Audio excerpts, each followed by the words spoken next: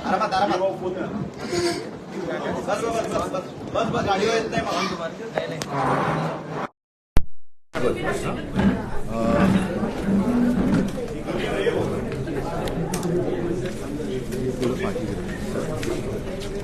ठीक आहे, सुरुवात. आज तुम्हाला जरा घाई गडबडीत बोलवलं.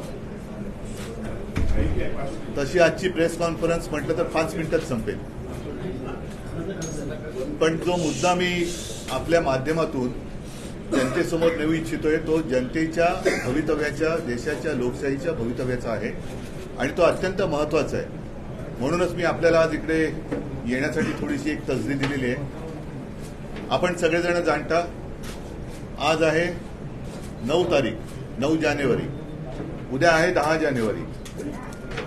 सुप्रीम कोर्टात जी काय आमची केस सुरू आहे, मी दसऱ्याच्या माझ्या भाषणात सुद्धा म्हटलं होतं, ही केस केवळ आमच्यापुरती नाहीये, तर ही केस किंवा हा जो काय खटला आहे किंवा हे जे काय प्रकरण आहे ते देशामध्ये लोकशाही जिवंत राहणार आहे की नाही हे ठरवणारा हा निकाल असणार आहे. आणि आपण पाहतात की साधारणतः गेले 1.5-2 वर्ष त्याच्यावरती चर्चा, चरवण, सुनावण्या, साक्षी म्हणा किंवा उलट तपासण्या, फेर तपासण्या सुरू आहेत. साधारणतः गेल्या एप्रिल किंवा मे मध्ये सर्वोच्च न्यायालयाने आपलं निरीक्षण किंवा आदेश देताना एक रिझनेबल टाइम मध्ये याचा निकाल लावावा अशी एक सूचना महाराष्ट्राच्या विधानसभेच्या अध्यक्षांना ट्रायब्युनल म्हणजे लवाद म्हणून केली. आता या रिझनेबल टाइमला काही आगापीच्या किंवा असं काही त्यांनी मर्यादा टाकलीच नव्हती. त्याच्यानंतर गेल्या 31 डिसेंबर ही त्यांनी तारीख शेवटची दिली होती. ज्या पद्धतीने ही एकूण सुनावणी चालली होती त्यांच्या समोर, तेव्हाच आमच्या लक्षात आलेलं की हा वेळकाढूपणा चाललेला आहे. 31 डिसेंबर जवळ आल्यानंतर अचानक लवादाने सांगितलं आम्हाला वेळ वाढवून पाहिजे आणि ती वेळ सर्वोच्च न्यायालयाने, कारण हा अधिकार त्यांचा आहे, 10 जानेवारीपर्यंत दिली. आता उद्या 10 जानेवारी, माझी अशी अपेक्षा आहे की उद्या 10 जानेवारीला रात्री 11:59 आणि 59 सेकंदापर्यंत ते वेळ खेचतील आणि त्याच्यानंतर सुद्धा आणखीन वेळ काढूपणा करण्याचा ते प्रयत्न करतील. हे सगळं जरी अपेक्षित असलं तरीही एक गंभीर गोष्ट आम्ही सर्वोच्च न्यायालयात नमूद केलेलीच आहे. ती आज आपल्या माध्यमातून मी जनतेच्या न्यायालयात नमूद करू इच्छितो. असं आजपर्यंत कधी झाल्याचं माझ्या तरी ऐकिवात नाही आणि हे उघड घडलेलं आहे महाराष्ट्रामध्ये. लवाद म्हणून आपल्या विधानसभेचे अध्यक्ष महोदय तिकडे जे काही बसलेले आहेत त्यांनी 2 वेळेला, मग ते इलिगल असतील काही असतील, पण मुख्यमंत्री यांना घरी जाऊन ते भेटले. एकतर विधानसभा अध्यक्ष मुख्यमंत्र्यांना असं जाऊन भेटू शकतात का, हा भाग वेगळा झाला. पण आता ते ज्या भूमिकेत आहेत त्याचा अर्थ असा की न्यायमूर्तीच आरोपीला जाऊन भेटलेत आणि एकदा नाही 2दा, काल परवाकडे तर भेटलेलेच आहेत. पण हे आणखीन काही, ही शेवटची संधी म्हणून ही 30 ही काय तारीख आहे, 18 ऑक्टोबरच्या सुमारातली आहे. आणि ही भेट कधी झाली होती, आजारी नार्वेकर अचानक वर्षावर, म्हणजे 2 वेळा आतापर्यंत ते आरोपीला भेटलेले आहेत. आरोपीला ते भेटतात इकडे, न्यायमूर्ती आणि आरोपी दोघांचे फोटो आहेत त्याच्यामध्ये, कारण आमच्या दृष्टीने ते आरोपीच आहेत. आम्ही त्यांच्यावरती अपात्रतेचा गुन्हा किंवा खटला दाखल केलेला आहे आणि त्याच्याबद्दल आम्हाला न्यायाची अपेक्षा आहे. आता हे जर न्यायमूर्ती आरोपीला घरी जाऊन भेटत असतील तर यांच्याकडनं उद्या आम्ही कोणत्या निकालाची आणि कसल्या न्यायाची अपेक्षा करावी हा एक महत्वाचा प्रश्न आहे. आज मी आपल्याकडे येण्यापूर्वी आपल्या राज्यातले ज्येष्ठ कायदेतज्ञ उल्हास बापट यांनी आज लोकशाही चॅनेलला, कदाचित आपल्याही चॅनेलला मुलाखत दिली असेल, त्यांनी त्यांचं मत नोंदवलेलं आहे. ते मी आपल्या माध्यमातून तमाम जनतेला सांगतोय की आपण आवर्जून ते पहा.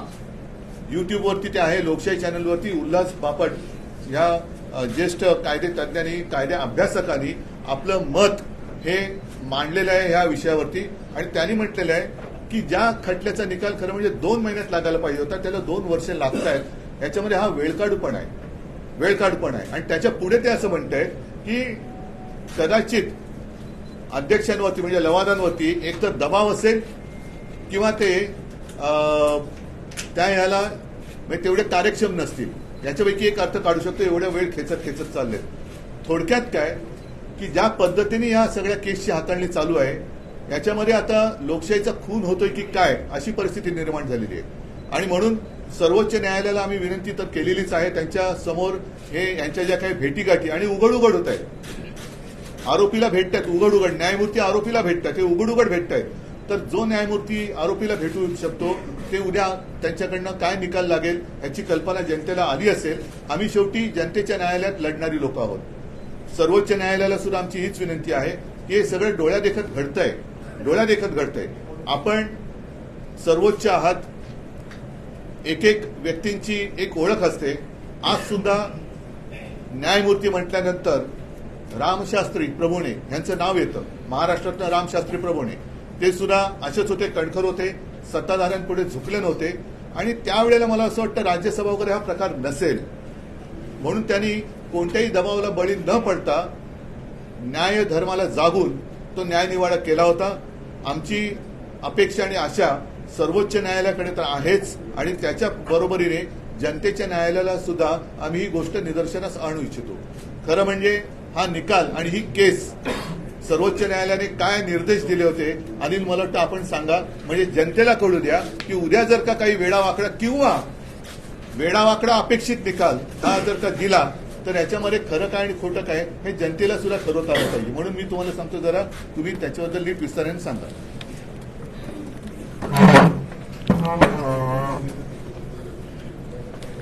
आपल्याला माहीतच असेल मे 2023 मध्ये जे डिस्क्वालिफिकेशन पिटिशन आम्ही फाईल केलं होतं आणि सुभाष देसाई साहेबांनी जो अर्ज केला होता यावर सुप्रीम कोर्टाने जो निकाल दिला होता या निकालात काही प्रमुख मुद्दे दिले होते आणि सुप्रीम कोर्टाने हे प्रकरण अध्यक्षांकडे सुपूर्द करताना या सगळ्या ऑब्झर्वेशनची एक चौकट घातली होती आणि या चौकटीच्या आतमध्ये हा निकाल सुप्रीम कोर्टाला अपेक्षित होता.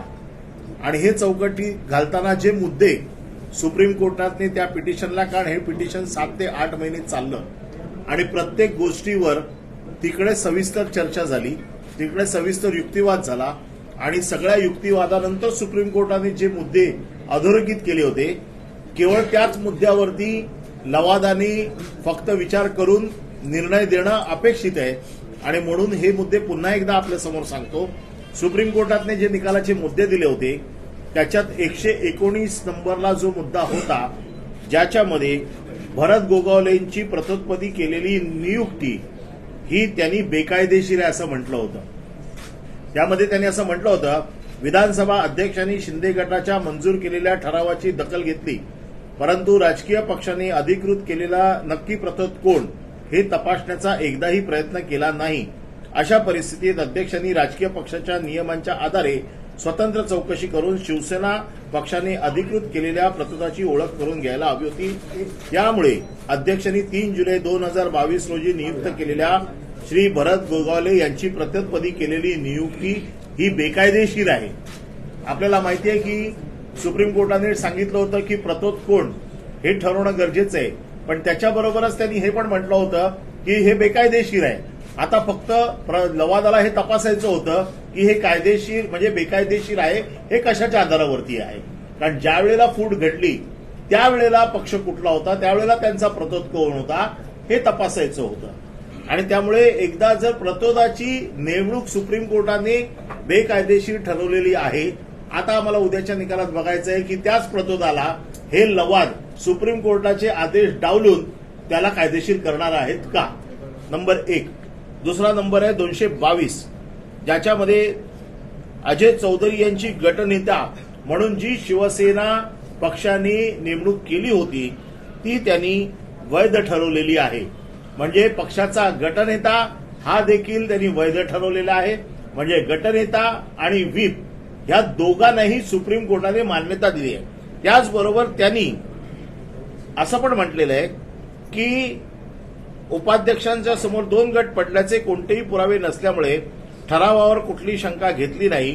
ठरावावर ठाकरे यांची पक्षाध्यक्ष म्हणून सही केलेली आहे व प्रतोद व गटनेते निवडायचे सर्व अधिकार 2019 साली श्री ठाकरे यांच्याकडे देण्याचा ठराव करण्यात आला होता. याचा अर्थ असा आहे की ठाकरे यांनी शिवसेना पत्रव्यवहार केला होता. त्यामुळे उपाध्यक्षांनी श्री चौधरी यांची एकनाथ शिंदे यांच्या जाली केलेली निवड ही वैध ठरते. हे सुप्रीम कोर्टाचं ऑब्जेक्शन आहे, ऑब्झर्वेशन आहे, हे आमचं नाही आहे.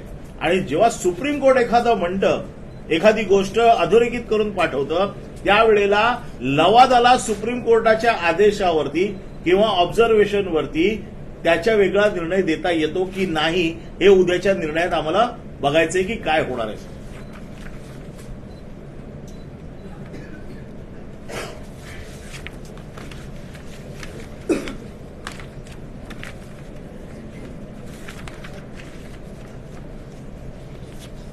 ...123 नंबर 22 जून 2022 रोजी केलेला ठराव हा विधिमंडळ पक्षातील एका गटाकडून करण्यात आला होता व अध्यक्षांनी कोणतीही शहानिशा न करता राजकीय पक्षाच्या इच्छेविरोधात परिशिष्ट 10च्या अगदी विरोधात होता.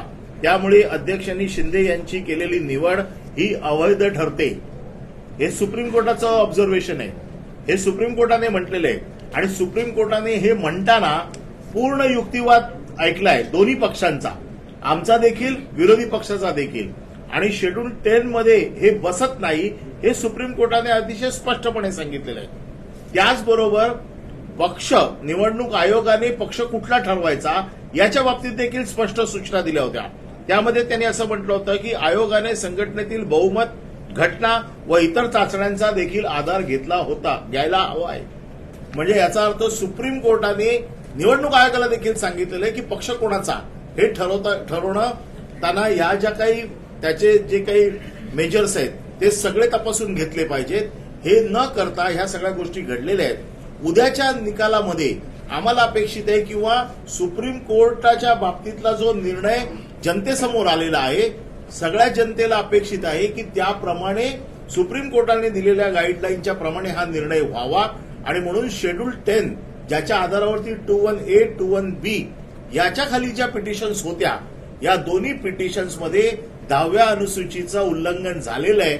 आणि म्हणून आमची अशी अपेक्षा आहे, किंबहुना महाराष्ट्रातील जनतेची अशी अपेक्षा आहे की सुप्रीम कोर्टाने दिलेल्या गाईडलाईन प्रमाणे हा निर्णय व्हावा. परंतु काल साहेबांनी जसं सांगितलं, 2दा मुख्यमंत्र्यांच्या भेटीला अध्यक्ष जातात. अध्यक्ष कधी मुख्यमंत्र्यांच्या भेटीला जात नाही. अध्यक्षांना जर बोलवायचं असेल तर ते मुख्यमंत्र्याला बोलवतात. त्यांचं स्वतःचं जरी कुठलंही काम असेल, कदाचित असं सांगितलं जातंय की माझ्या मतदारसंघातली कामं बंद आडाव होत नाही, त्याच्यासाठी अधिकाऱ्यांना बोलवावं लागतं. मुख्यमंत्र्यांच्या कार्यक्रम सूचीमध्ये एक कार्यक्रम लिहिला जातो की आज यांच्या मतदारसंघातील बैठकींचा आढावा आहे. अशी कुठलीही नोट किंवा अशी कुठलीही सूची किंवा अशी कुठलीही त्याचा कार्यक्रमाचा तपशील काल जाहीर झाला नाही. या दोन्ही बैठका गुप्त झालेल्या आहेत. त्याच्यामुळे आता जसं साहेबांनी सांगितलं की आरोपीच, कारण हे आरोपी आहेत, 16 नंबरमध्ये यांचा नंबर 1 आहे. 16 जणांच्या विरोधात जे आम्ही पिटिशन केलं त्याच्यात यांचा नंबर 1 आहे.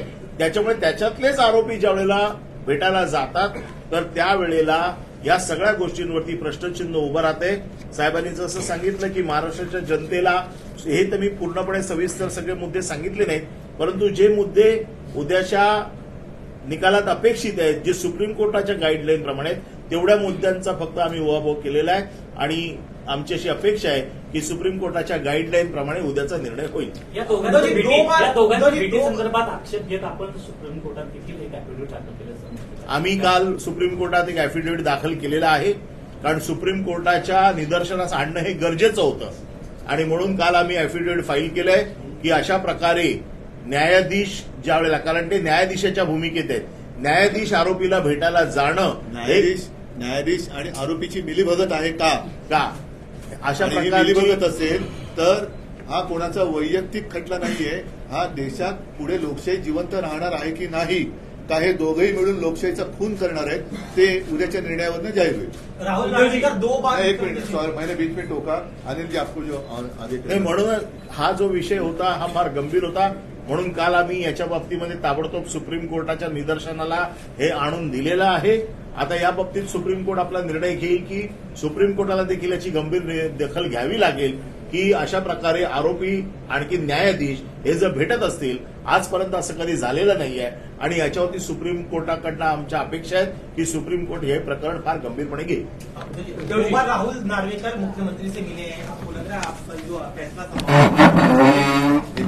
बापू जी, राहुल नार्वेकर 2 बार मुख्यमंत्री से मिले, एक गुप्त बैठक बताई जा रही है, कल फैसला संभवतः आ सकता है. आप किस तरह से देखते हैं, क्या उम्मीद कर रहे हैं? हमें आशंका है क्योंकि सिर्फ स्पीकर और मुख्यमंत्री ऐसी ये मीटिंग नहीं थी, और वैसे भी अगर मीटिंग करनी हो तो कभी, मैं भी मुख्यमंत्री था, कभी स्पीकर उठकर मुख्यमंत्री के यहाँ नहीं जाते, वो मुख्यमंत्री जी को बुला लेता है. लेकिन अब ये दोनों जो है सिर्फ मुख्यमंत्री और स्पीकर नहीं है. स्पीकर जो है वो ट्राइब्यूनल है और मुख्यमंत्री का आरोपी है. तो क्या एक जज जिनके ऊपर आरोप है उनको मिल सकता है क्या? तो यही एक आशंका आती है कि क्या इन दोनों की मिलीभगत तो नहीं है. और सिर्फ मिलीभगत, कोई व्यक्तिगत रूप में ये केस नहीं है. देश में प्रजातंत्र रहने वाला है या नहीं है, या दोनों मिलकर प्रजातंत्र की हत्या करने की साजिश कुछ कर रहे हैं, कोशिश कर रहे हैं, ऐसे तभी निकाला जा सकता है.